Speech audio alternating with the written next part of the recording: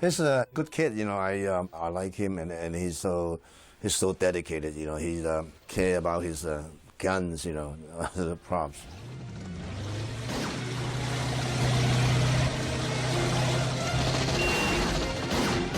Get down!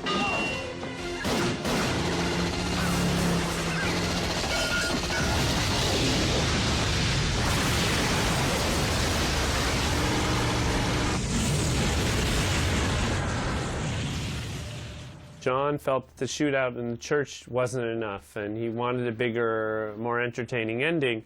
And so we were trying to come up with a bunch of ideas through Terrence.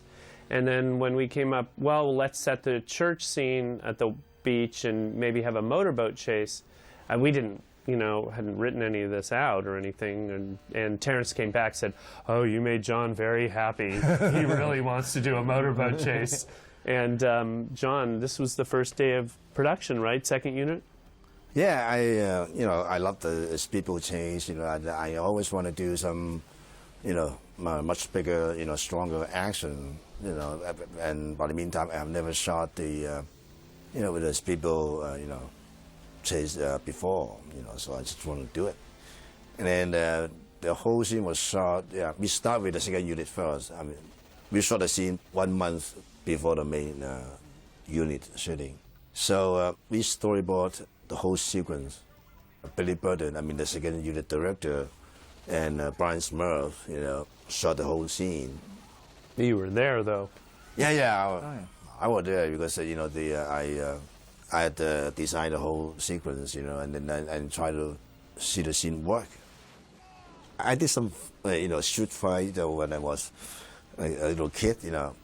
But I have never learned any kung fu, you know. I've never fired a real gun in my life. I have never punched a guy. But I still can design, you know, the actions.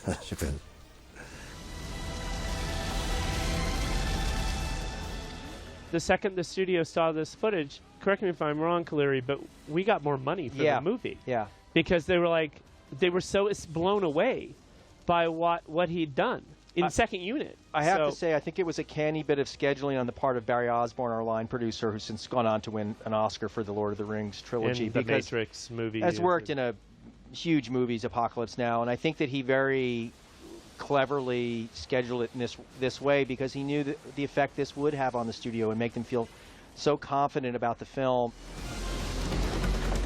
When he was water skiing with the chain on his feet, that was the most dangerous stunt you shot, right? Yeah, the stunt guy almost got killed. He did, you know, several times when he, you know, slide up those people, and he had to fight with it, you know, with the chains. Yeah. And then he got to do the ski, you know, and then and his feet always, most of the time, was slip underneath the boat. So, I mean, and he got, you know, so one of his leg got swollen after the shot, and his legs are almost gone, you know. So it was so dangerous, you know. Like, you see that moment? Yeah. Oh, that he... Yeah, after he flew over... His left leg almost went under... right under his right and left leg, you know. He was so brave, you know, and... he had never complained, I think. He said, after he did the shot, he just said, John, don't worry, I'm okay. And then we find out his leg was swollen like an elephant, you know, like an elephant leg. And they couldn't take his pants off. And they have to use, you know... to cut it? The scissors to cut it out. Wow. You know, that kind of... and he just took a few days rest, and then he came back on the set. That's one of the reasons why I like to make an action movie, because I truly admire all those stunt guys, the stunt men all over the world, you know. I think they have a great spirit. Yeah. And they always try to do the best, you know. And something different, as you were saying. So that's why, no matter it's my Hong Kong film or the American film, you know, my action sequence usually longer. Because I hate to cut it. No, I hate to cut it short. I just want to, you know, keep everything in the scene. I just want to keep, you know, all the moment what they did, you know, on the screen. It's so my respect. Yeah. You know, I see them as great as a ballet dancer. You know, that's the, you know, so that's why I just want to keep making action movies. I really love those guys. Now, John, was that all on a wire, right? That was not CG, was it? Yeah, that was not CG. The only CG is the double's faces. We only CG John and Nick's face on the double. Oh. But the both I crash, see. Yeah. but Right. both crash and flip. It was real. Oh. You know, we use the the different angle and explosive stuff to blow up the boats. So make them flip, and then we also use the cable, the wire, the cable, the two guys, you know, and flying off the boat. So And then you CG'd the John and Nick's faces over the stunt actors. Oh, I see. yeah, on the double's face. Wow. That's only CG. But the stunt was practical. Oh yes, Yeah, because yes, a lot of yes. people ask about that. Yes, they do. This is probably one of the last Well, big action films that 99% practical stunts. yeah. There was one of the, Brian Smurf, crazy idea. You know? He's a very gentle, very sharp, very talented, but he always came up with a lot of good ideas. I need to be punished. But remember, every time you look in the mirror, you'll see my face.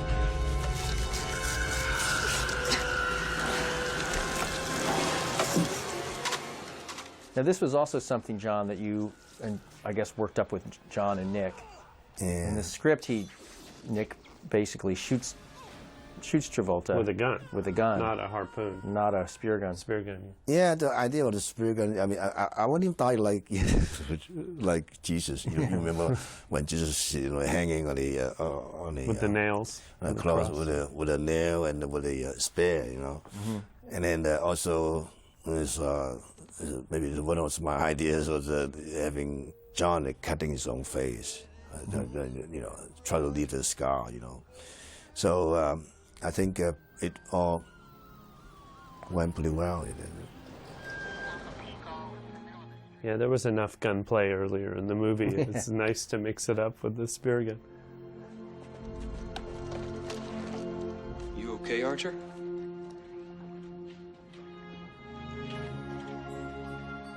I think Nick his reaction is so great in this moment where he hears someone call him by his own name. Yeah. It's very, well, you never scrimped on the emotional scenes. You always let the camera linger on that. It's great. The good thing about movies is the actor's magic and the camera's magic, to make everything work.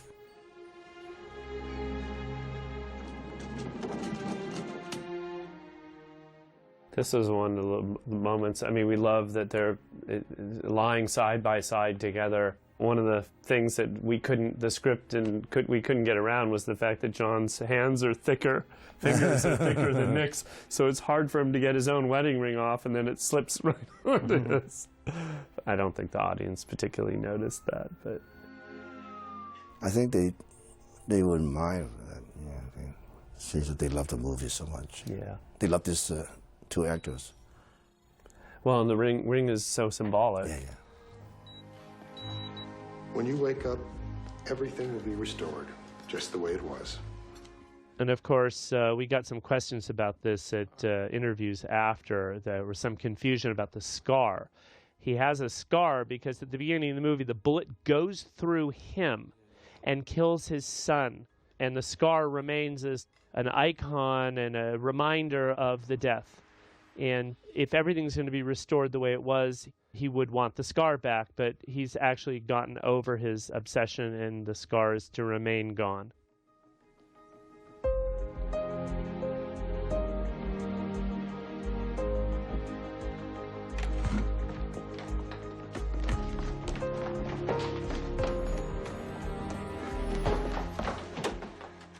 At the beginning, the studio have a little problem with the scene because the original idea was when John came home and he, also bringing the little boy.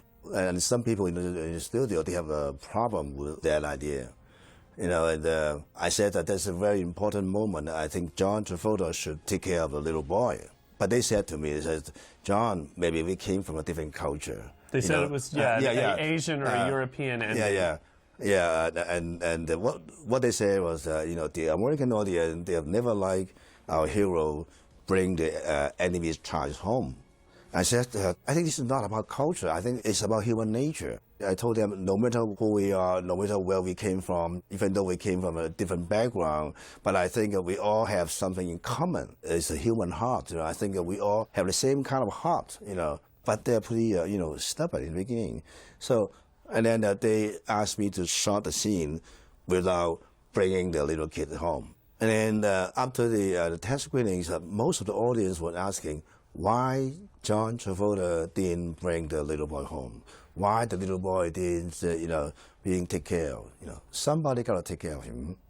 So they were over 60% of the audience. They were strongly asking John should, bring the little boy home. Yeah.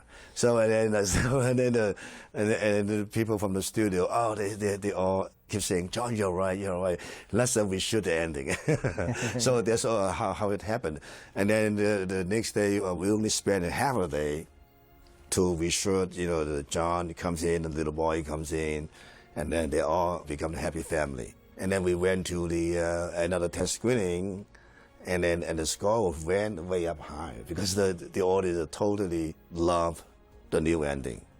It means so it really proves something. It really proves all the mankind, we all really have a lot of things in common. I'm so happy.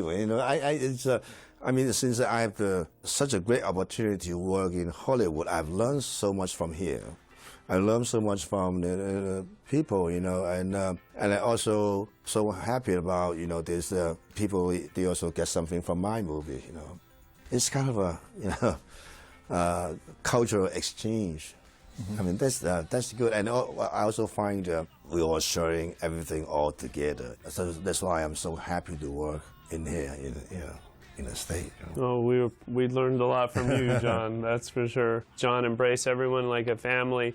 Not a lot of directors actually want the writers on the set, and John treated us like we were any other important crew person, like Neil Spisak or Oliver Wood or any of those people. It's like, you guys should be there. Come every day.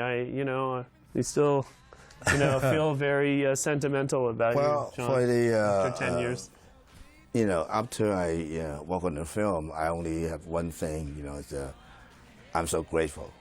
I'm grateful to work on this project. I'm grateful to work with everybody. I still remember when I was shooting a TV pilot in Canada. And then you guys, Michael Douglas and Steve Ruther and John Goins, everybody, and Terrence Chang, they all want to have a meeting with me.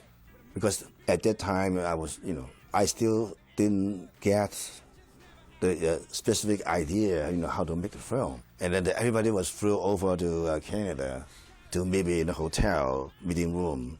And I was so tired because every day I have so many days, a long hour shooting. And all the rain. And all the raining. And then you guys keep talking about, the concept of the movie, the idea of the story, and then Michael was, talking a lot of things. Steve Ruther talking a lot of things. John Goins talking a lot of things. And then in 3 hours, I didn't say a word because I was so tired. I didn't know what to do, but I did love the script. And my friend Terrence was getting nervous because, in Hollywood, everybody expecting you to say something, to say something how you're going to make the movie, right? But I couldn't speak. So after 3 hours, everybody got tired, and then the meeting was dismissed. Then Terrence was getting nervous. John, why you didn't say anything? And then because I still haven't got